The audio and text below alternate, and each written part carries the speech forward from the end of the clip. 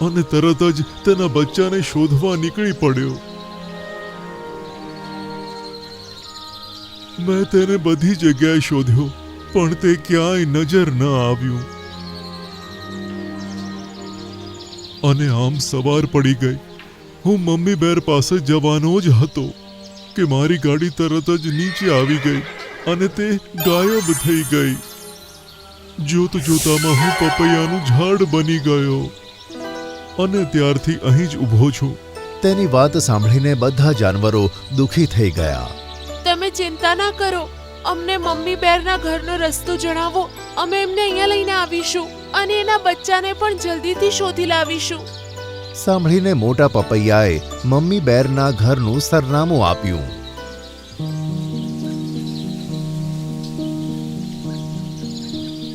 અને બધા જાનવરો થોડી વારમાં તો મમ્મી બેર પાસે પહોંચી ગયા.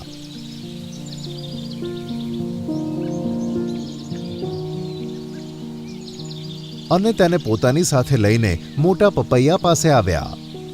અને તેને મોટા પપૈયા પાસે છોડીને બધા જાનવરો જુદી જુદી દિશામાં બેબી બેરને શોધવા નીકળી પડ્યા.